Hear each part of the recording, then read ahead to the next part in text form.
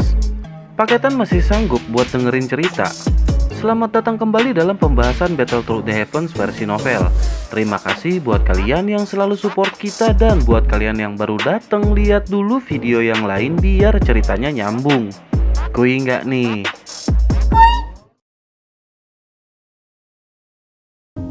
Berlanjut dengan Xiaoyan yang memasuki kota Kingsan bersama dengan Medusa dan Xian. Dalam perjalanannya mereka tampak diperhatikan banyak pasang mata, terutama kecantikan yang memsepona dari Ratu Medusa. Banyak mata lelaki yang melintir setelah melihat wajah putih glowing sang ratu. Menghadapi tatapan para lelaki tersebut, Medusa yang merasa risih pun menjadi emosi. Ia mulai mengeluarkan aura membunuh yang perlahan menjadi kuat hingga akhirnya Xiaoyan melirik ke arah Medusa. Xiaoyan meminta agar Medusa tidak menghiraukan tatapan mereka dan Medusa pun mengikutinya. Tak lama dari mereka berjalan, terjadi keributan di mana seorang lelaki setengah baya bersama seorang gadis dikejar beberapa tentara bayaran yang memeras mereka. Tanpa sadar, Xiaoyan pun memperhatikan apa yang sedang terjadi di sana. Tak lama, Xiaoyan seperti mengenali kedua orang tersebut hingga akhirnya nama mereka disebut oleh pemimpin dari tentara bayaran, Ling dan Paman Ngangkang. Ling dan Paman Kagang yang merupakan kenalan lama ketika Xiaoyan berada di Kingsan. Melihat orang yang Xiaoyan kenal, ia pun tak bisa tinggal diam dan segera membantu. Ketika melihat Paman Kagang dipukuli, Xiaoyan pun menghajar mereka semua hingga terpental. Kagang seketika kebingungan dan bertanya-tanya siapakah yang telah membantunya. Ia segera menoleh dan melihat wajah yang familiar namun masih tidak mengenalinya. Tak lama, para prajurit kembali menyerang, kemudian Xiaoyan menjentikan api tak terlihat yang membuat mereka diam menegang hingga sesaat kemudian tubuh mereka menjadi abu. Kagang ketakutan melihat kekuatan pria berjubah hitam, namun seketika rasa takut berubah menjadi heran setelah Xiaoyan memanggil namanya.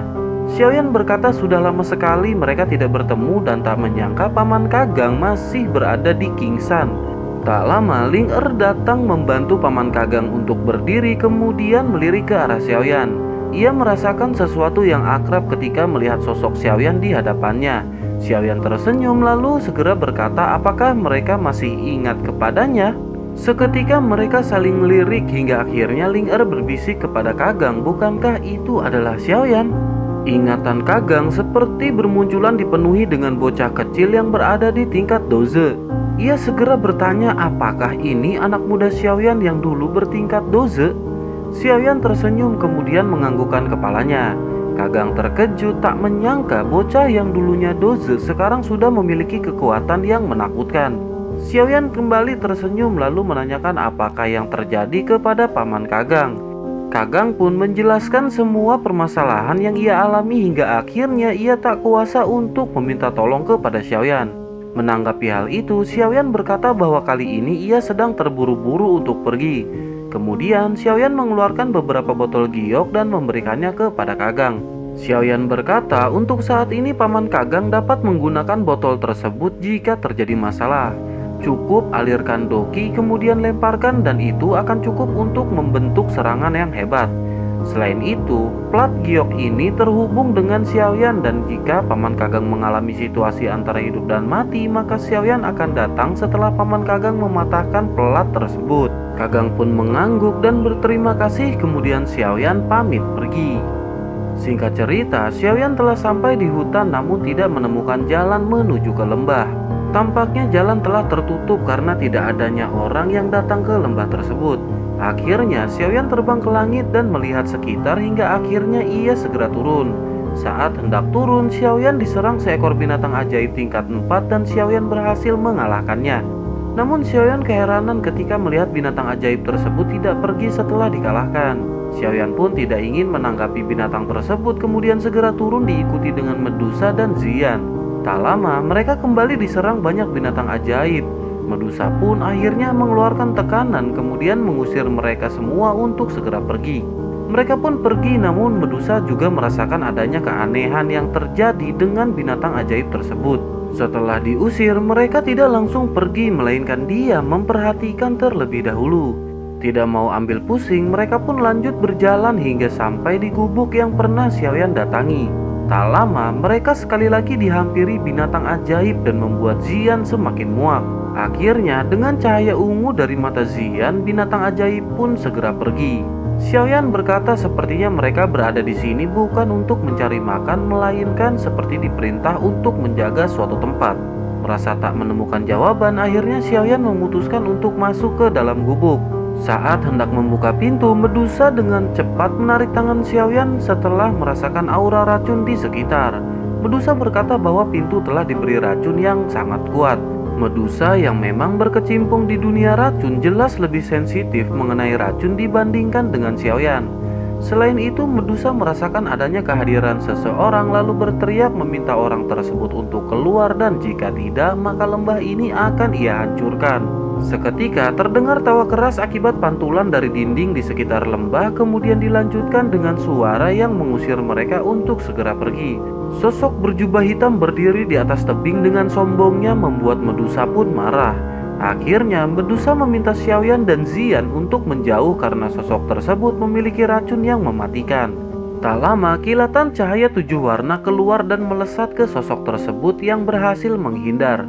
Medusa segera menyerang dan terjadi pertarungan sengit di antara mereka berdua. Xiaoyan sangat terkejut dan bertanya-tanya siapakah sosok orang kuat yang bahkan dapat melawan Ratu Medusa. Tak lama Xiaoyan memerintahkan Zian untuk menahan nafas, kemudian mengambil pil dan meminta Zian untuk memakannya. Tanpa diduga, sosok tersebut telah mengeluarkan udara beracun yang dapat membuat orang mati setelah menghirupnya. Xiaoyan berkata kepada Zian bahwa hal ini tidak dapat dibiarkan dan berniat untuk membantu Medusa. Xiaoyan meminta Zian untuk jangan kemana-mana selagi mereka semua bertarung lalu segera melesat ke pertempuran. Api hijau melonjak dari tubuh Xiaoyan membuat kabut beracun perlahan menghilang. Saat mereka bertukar beberapa serangan, tiba-tiba sosok berjubah berhenti menyerang. Ia segera bertanya siapakah sosok pemuda yang ada di hadapannya.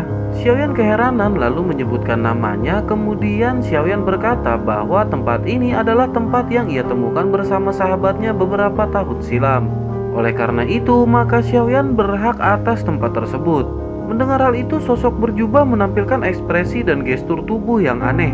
Ia lanjut melemparkan botol giok dan berkata bahwa itu adalah penawar atas racun. Mungkin Xiaoyan dan Medusa dapat tahan terhadap serangan racun, namun Zian sepertinya tidak sekuat mereka berdua. Setelah itu, sosok aneh pun segera mundur dan berkata ia akan menyerahkan tempat ini untuk Xiaoyan dan sahabatnya. Mendengar hal itu, Xiaoyan bertanya siapakah sosok berjubah tersebut dan mungkin Xiaoyan mengenalnya. Sosok berjubah tidak menjawab lalu berbalik kemudian pergi meninggalkan Xiaoyan dan Medusa.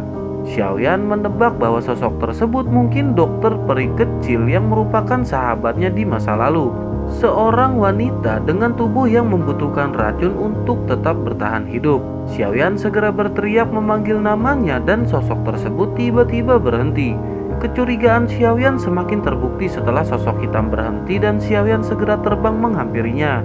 Namun tiba-tiba asap keabu-abuan meletus dan sosok hitam pun menghilang entah kemana. Xiaoyan segera melesat ke langit untuk mencari sosok tersebut namun tidak berhasil menemukan keberadaannya. Medusa menyusul Xiaoyan kemudian berkata apakah Xiaoyan mengenali sosok tersebut. Xiaoyan mengangguk dan berkata itu adalah seorang teman di masa lalunya. Namun sepertinya ada yang aneh dari sikap yang seperti tak peduli dari sosok tersebut. Medusa mengira dari racunnya yang aneh, sepertinya hal itu mempengaruhi sifat dari teman Xiaoyan. Setelah itu, Medusa segera mengajak Xiaoyan untuk turun dan menemui Zian, lalu Xiaoyan pun mengangguk. Di sisi lain, sosok berjubah ternyata memperhatikan Xiaoyan dari kejauhan. Setelah Xiaoyan menghilang, ia membuka penutup kepala dan menyebutkan nama Xiaoyan dengan sangat pelan. Seketika semua ingatan masa lalu memenuhi kepala seorang gadis berambut putih. Ia berkata semoga mereka tidak bertemu lagi di masa depan dan membiarkan sosok dokter peri kecil dalam ingatan Xiaoyan tetap seperti yang dulu. Sosok wanita cantik yang berasal dari kerajaan Chuyun dan biasa disebut dengan wanita racun segera menggunakan penutup kepala dan pergi. Kembali ke Xiaoyan dan Medusa yang memberikan penawar kepada Zian yang seluruh tubuhnya mulai memerah. Tak lama racun pun menghilang dan Zian kembali seperti semula membuat kekhawatiran mereka ikut mereda. Setelah itu Xiaoyan pun lanjut mencari gua yang mendukung dalam proses latihannya. Setelah berhasil menemukan gua yang cocok, Xiaoyan pun mengirim surat kepada Xiaoli mengenai lokasinya saat ini. Kemudian Xiaoyan pergi mencari bahan obat langka selama 3 hari penuh. Setelah itu Xiaoyan pun masuk ke dalam gua dan berkata kepada Medusa serta Zian untuk tidak keluar sesering mungkin dari lembah. Saat ini Xiaoyan memilih untuk memulihkan pil yang ia janjikan kepada beberapa orang.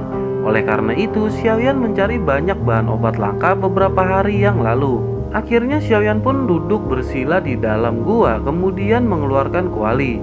Sementara di sisi lain, Zian memiliki teman baru yang berwujud binatang ajaib dengan Medusa di sekitarnya. Xiaoyan berpikir sejenak mengurut langkah untuk memurnikan Do Spirit Pill dan Mighty Huang Pill.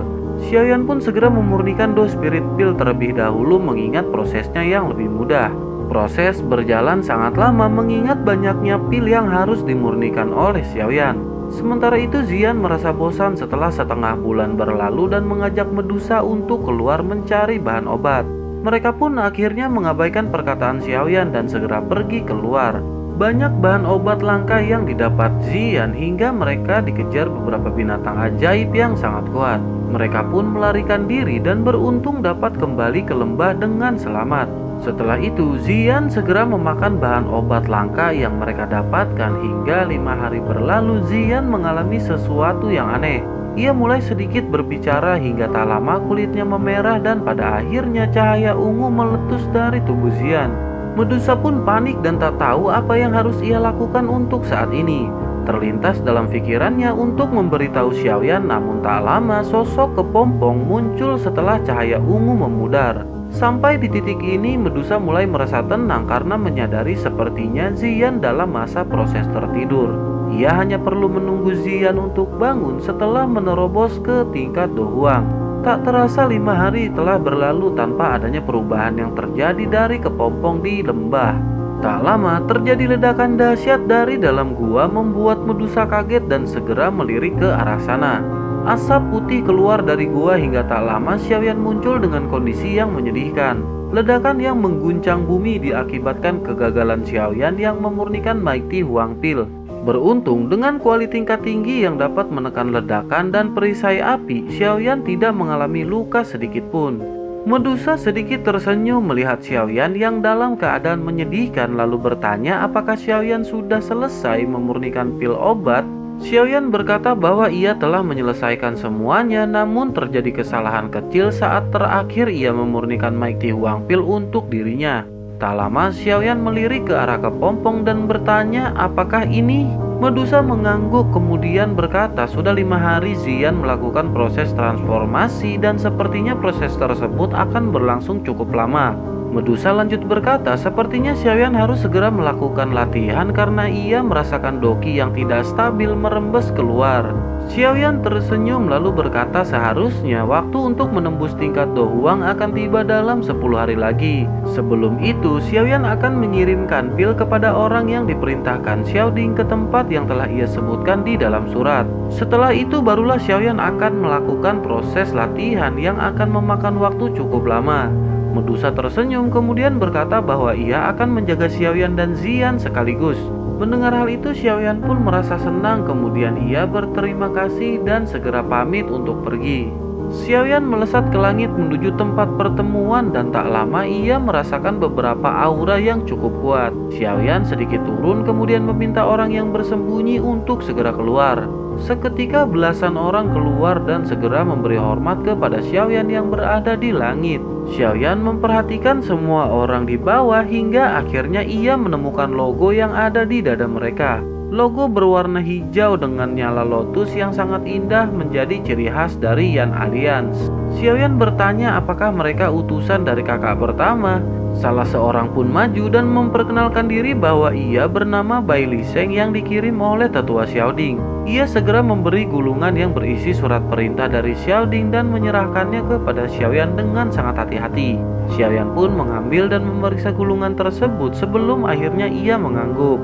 Xiaoyan berkata kali ini ia akan merepotkan mereka semua untuk mengirim barang ke Jiama.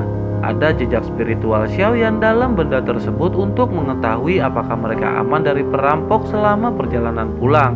Bai Liseng pun mengangguk kemudian Xiaoyan memerintahkan mereka untuk segera bergegas kembali. Mereka pun pamit lalu segera bergerak dengan cepat dan menghilang. Setelah itu, Xiaoyan pun melesat ke langit hendak kembali ke lembah sebelum akhirnya ia merasakan jejak spiritual yang memanggil. Seketika, Xiaoyan merasakan jejak spiritual tersebut berasal dari kota Qinshan. Sementara itu di sisi lain, Kagang didatangi ketua klan He yang telah mendengar anak buahnya dikalahkan. Seorang ahli di tingkat bintang 5 doang mendatangi perusahaan tentara bayaran milik Kagang. Rupanya Kagang telah menggunakan lotus api botol dari Xiaoyan hingga mengakibatkan 2 orang Doling tewas dan 1 terluka. Ia menggunakan 3 dari 5 botol yang telah diberikan oleh Xiaoyan. Suasana sangat tegang dengan Kagang yang sudah sangat pasrah menghadapi ahli di tingkat doang. Tak lama Ling Er datang dan menanyakan keadaan dari Kagang. Ia berkata saat ini ia baik-baik saja, namun kedepannya ia tidak mengetahui apa yang akan terjadi. Ling Er berkata untuk tak perlu takut karena sebentar lagi Tuan Xiaoyan akan segera sampai. Hegan tertawa setelah mendengar perkataan Ling Er, kemudian berkata bahwa nama itu sangat mirip dengan nama ketua aliansian. Namun hal itu tidaklah mungkin terjadi mengingat tak ada gunanya ketua aliansian yang besar berada di Qinshan. Setelah itu, Hegan bertanya dari manakah Kagang mendapatkan api botol tersebut. Kagang berkata ia tanpa sengaja menemukannya ketika di pegunungan binatang ajaib. Tentu saja Hegan dengan kekuatan yang lumayan dapat mengetahui ada yang disembunyikan oleh Kagang. Kemudian tanpa basa-basi ia pun segera menghajar Kagang. Setelah berkali-kali bertanya dan tidak mendapat jawaban, akhirnya Hegan semakin murka dan hendak membunuh Kagang. Tiba-tiba angin kencang berhembus bersamaan dengan sosok pemuda berjubah hitam yang hadir. Hegan segera bertanya siapakah pemuda tersebut dan memintanya untuk tidak ikut campur. Lihat kehadiran Xiaoyan, Kagang dan Ling Er seketika merasa terkejut dan sedikit lega. Mengingat Xiaoyan tidak memiliki waktu yang banyak, ia segera memerintahkan Hegan dan pasukannya untuk segera pergi jika tidak ingin terluka. Mereka pun seketika tertawa kemudian meledek Xiaoyan yang berani melawan ahli di tingkat doang. Xiaoyan benar-benar malas untuk menanggapi mereka, kemudian mengeluarkan doki yang sangat deras membuat mereka semua pun terkejut. Hegan mundur 10 langkah disusul kaget setelah merasakan kekuatan pemuda di hadapannya hampir melebihi puncak doang, bahkan menembus Do Huang.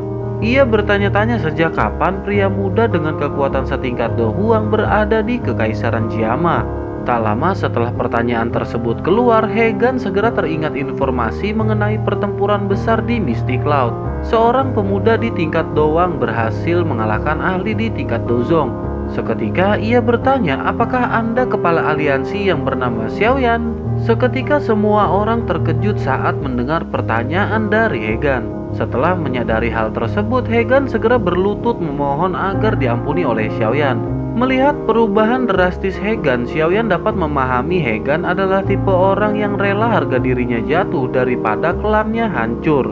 Xiaoyan jelas mengetahui klan He yang tidak seberapa besar dan akan sangat mudah untuk menghancurkannya. Tampaknya hal itu pula yang ada di kepala Hegan setelah mengetahui identitas dari Xiaoyan.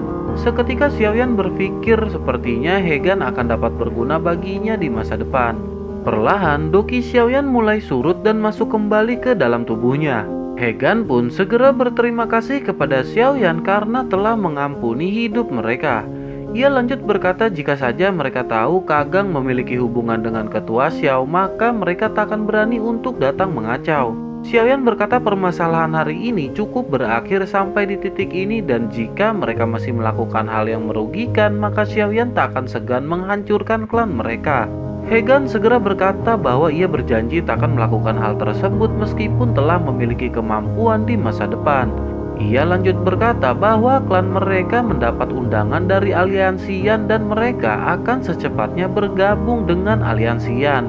Xiaoyan agak terkejut mengetahui hal ini, kemudian teringat kepada Xiaoding. Tampaknya dalam waktu 1 bulan ini penyebaran aliansian telah berkembang cukup jauh. Xiaoyan merasa bangga dengan apa yang dilakukan Xiaoding untuk aliansian. Setelah itu, Xiaoyan berkata kepada Hegan bahwa hal itu adalah langkah yang bagus dan jika mereka memiliki kontribusi yang besar, maka Xiaoyan akan bersedia membantu Hegan mencapai tingkat Do Huang. Sukacita segera terpancar di wajah Hegan dan lanjut berterima kasih. Xiaoyan hanya tersenyum, kemudian berbalik dan menghampiri paman Kagang. Ia memberikan pil obat dan berkata pil ini akan menyembuhkan Paman Kagang dalam waktu yang singkat. Saat ini Xiaoyan memiliki urusan yang sangat penting dan harus segera kembali. Kagang pun tersenyum dan berterima kasih atas semua bantuan Xiaoyan kepadanya. Xiaoyan mengangguk kemudian berdiri dan berpamitan kepada Kagang dan Ling Er. Singkat cerita, Xiaoyan pun sampai dan disambut ekspresi dingin dari Medusa yang langsung menanyakan apakah urusan Xiaoyan telah selesai. Xiaoyan seketika terkejut kemudian berkata bahwa itu hanyalah menangani seorang doang. Medusa lanjut berkata bahwa kekuatan aura Xiaoyan dapat dirasakan sesaat sebelum Xiaoyan kembali. Tampaknya kali ini Xiaoyan tidak boleh menunda waktu lagi untuk segera berlatih. Xiaoyan agak terkejut ketika melihat sikap Medusa yang sedikit berubah. Namun sekarang bagi Xiaoyan bukan saatnya untuk memikirkan hal yang seperti itu. Xiaoyan berkata bahwa ia akan segera memulai proses latihan dan mungkin akan membutuhkan waktu sekitar 6 bulan. Menanggapi hal itu, Medusa menjawab bahwa waktu 6 bulan tidak masalah baginya. Setelah itu Medusa lanjut berkata bahwa ia akan segera kembali ke ras manusia ular setelah Xiaoyan selesai berlatih. Xiaoyan agak terkejut ketika mendengar hal tersebut kemudian segera bertanya apakah Xiaoyan perlu ikut ke sana. Medusa segera berkata untuk tidak perlu ikut karena akan menimbulkan permasalahan yang tidak perlu. Terlebih keberadaan manusia tidak akan diterima di ras manusia ular. Xiaoyan tersenyum kemudian mengucapkan terima kasih karena telah mau menjaga Xiaoyan dan Zian untuk beberapa waktu ke depan. Medusa hanya mengangguk kemudian Xiaoyan segera berbalik dan pergi ke dalam gua. Setelah Xiaoyan menghilang, Medusa seperti merasakan kesepian di dalam hatinya. Ia diam-diam bergumam mendoakan Xiaoyan agar segera menembus penghalang tingkat Do Huang. Di sisi lain Xiaoyan pun duduk bersila kemudian memejamkan mata dan masuk mode latihan. Pikirannya fokus ke dalam aliran energi yang masuk ke dalam tubuhnya. Energi terkumpul dalam mantra api dan dialirkan melalui jalur-jalur kecil ke seluruh tubuhnya. Tak lama, api hijau melonjak melapisi tubuh Xiaoyan sebelum digantikan oleh api tak terlihat. Xiaoyan sedikit terkejut ketika merasakan energi yang sangat besar masuk ke dalam tubuhnya.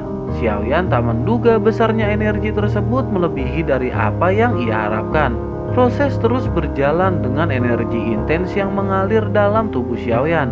Sementara itu, Medusa di luar gua tetap menunggu sambil sesekali memperhatikan kepompong dan mulut gua tempat dua orang melakukan terobosan. Waktu terus berjalan dengan Medusa yang masih berada dalam posisi berlatih. Tanpa terasa 4 bulan telah berlalu hingga akhirnya Medusa mengeluarkan beberapa ular kecil warna-warni dari keningnya. Ular pembawa kabar dari klan manusia ular membuat Medusa sedikit terganggu. Tak lama, ular pun menghilang dan Medusa segera membuat kubah pelindung mencegah fluktuasi energi menyebar dan mengundang binatang ajaib. Medusa berpikir tampaknya ia harus segera pergi ke ras ular karena ada permasalahan serius yang terjadi dan akan kembali setelah selesai. Ia lanjut meninggalkan gulungan di atas batu sebelum akhirnya menghilang. Proses menembus tingkat kedua orang ini benar-benar memakan waktu yang sangat lama.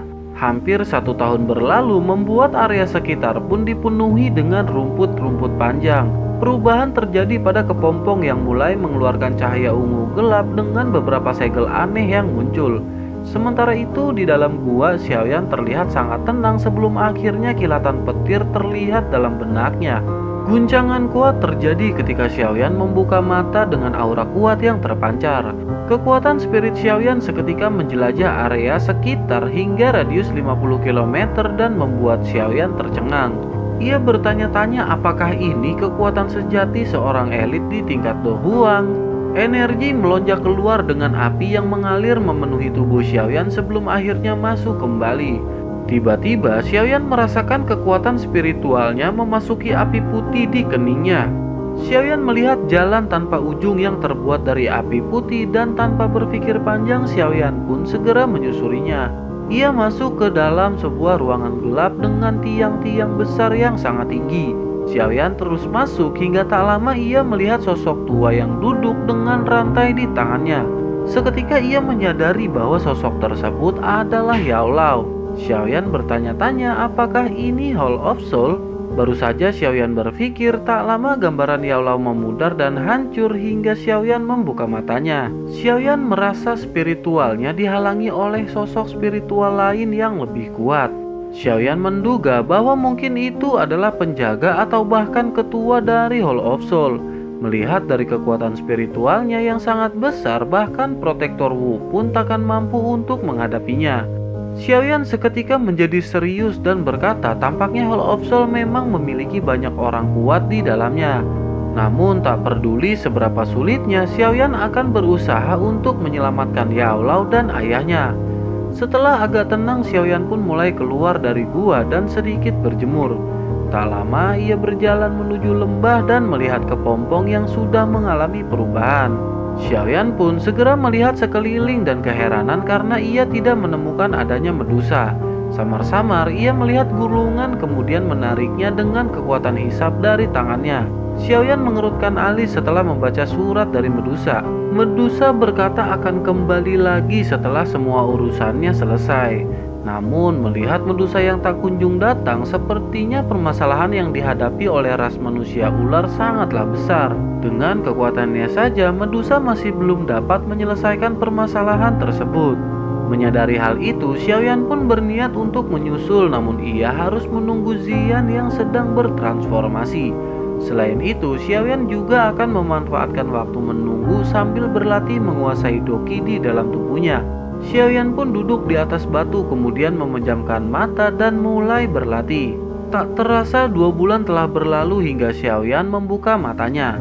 Xiaoyan segera berdiri dan tangannya membentuk beberapa segel sebelum akhirnya berteriak si Flipping Seal. Tangan Xiaoyan diarahkan ke langit ketika ia berteriak dan seketika gelombang dahsyat berwarna hijau giok melesat ke langit. Kubah penghalang yang dibuat Ratu Medusa seketika berlubang karena gelombang tersebut. Xiaoyan terkejut ketika menyadari serangan yang sangat dahsyat barusan. Pantas saja diperlukan kekuatan yang berada di tingkat Do Huang untuk mempelajari teknik tersebut. Meskipun teknik tersebut masih belum sempurna, namun memiliki efek serangan yang sangat mematikan.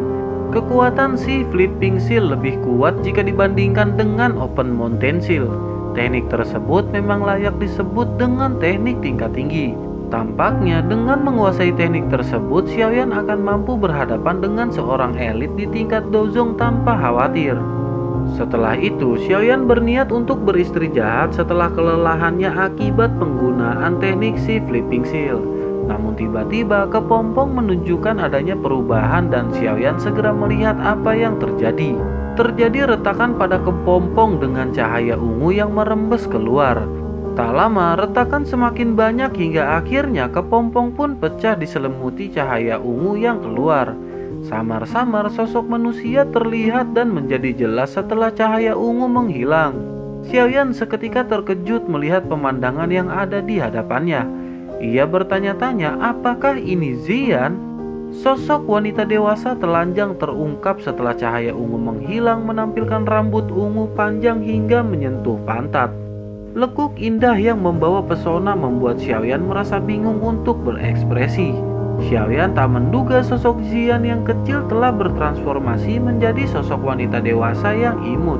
Tak lama, Ziyan memutar dan merentangkan tubuhnya setelah lama terkurung dalam kepompong. Seketika ia melihat Xiaoyan dengan ekspresi pucat di langit dan sedikit menggodanya. Xiaoyan kebingungan setelah melihat Ziyan dari depan, kemudian segera mendekat dan mengambil jubah hitam.